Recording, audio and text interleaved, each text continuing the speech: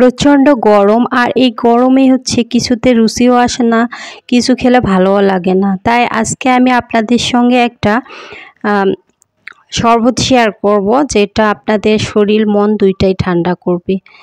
এখানে আমি পুদিনার পাতা নিয়েছি, আর সঙ্গে নিয়েছি একটু পানি, আর এখানে দিয়েছি তেঁতুল। তবে আমি ভুল করেছি, লেবুটা আমি পরে দিব, এটা উঠিয়ে রেখেছিলাম পরে। তো যাই হোক, আসসালামু আলাইকুম, কেমন আছেন সবাই? আশা করছি যে যেখানে আছেন ভালো আছেন। আমি আলহামদুলিল্লাহ ভালো আছি। নতুন আরেকটি রেসিপি ভিডিও দেখার জন্য আমার চ্যানেলে আরও একবার সবাইকে স্বাগত জানাই। তারপর দিয়ে দিচ্ছি গুড়।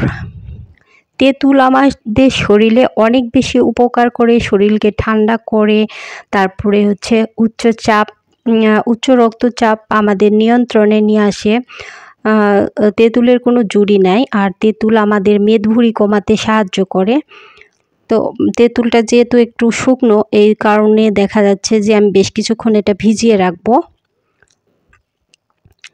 প্রায় 1 ঘন্টার মতো ভিজিয়ে রেখেছিলাম। যেহেতু আমি হাত দিয়ে একটু মেখে নেব, এই কারণে ছোট বাটিতে হচ্ছে না, বড় একটা বাটি নিয়ে নিলাম। বড় বাটিতে আমি এখন একটু পানি দিয়ে তারপর সব কিছু দিয়ে দিচ্ছি। দিয়ে হাতের সাহায্যে ভালো মতো করে পুদিনা পাতা, গুড়, তারপর তেঁতুলগুলো চটকায় নিচ্ছি, যাতে করে তেঁতুল থেকে যে রসটা আছে ওটা বেরিয়ে আসে, আর গুড়গুলো গলে যায়।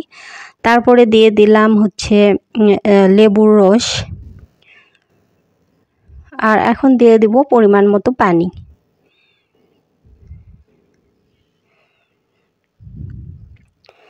আজকে আমার এই রেসিপিটি দেখে যদি কোনো কারণে কারো ভালো লেগে যায়, তবে প্লিজ আমার চ্যানেলটি সাবস্ক্রাইব করে নেবেন, আর সাবস্ক্রাইব করে পাশে থাকা বেল আইকনটি বাজিয়ে দিয়ে আমার পাশেই থাকবেন।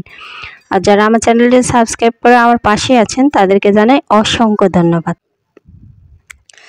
এই তো আমি ভালো মতো করে রসগুলো বের করে নিলাম, আর এখন আমি একটা ছাঁকনির সাহায্যে ছেঁকে নিচ্ছি।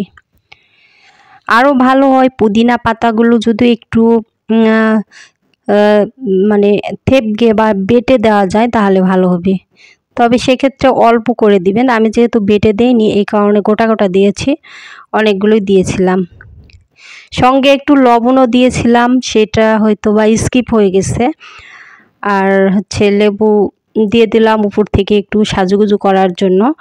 আর আপনারা চাইলে অনেকগুলো বরফ দিতে পারেন, যেহেতু ঠান্ডা ঠান্ডা। আমি এমনি নর্মাল পানি দিয়েছিলাম, আর সঙ্গে একটা করে বরফ। ঠান্ডা পানি আমি খুব একটা বেশি খাই না, এই কারণে।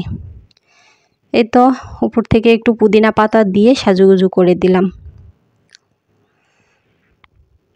এটা খেতে অসম্ভব মজার, আর আমি বলবো যে গরমের মধ্যে প্রতিদিন না, অন্তত একদিন খাবেন, তাহলে আপনাদের শরীরটা ঠান্ডা থাকবে এই তেঁতুলের শরবতটি খেলে।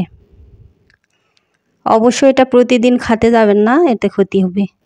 তো সবাই ভালো থাকবেন। আসসালামু আলাইকুম, আল্লাহ হাফিজ।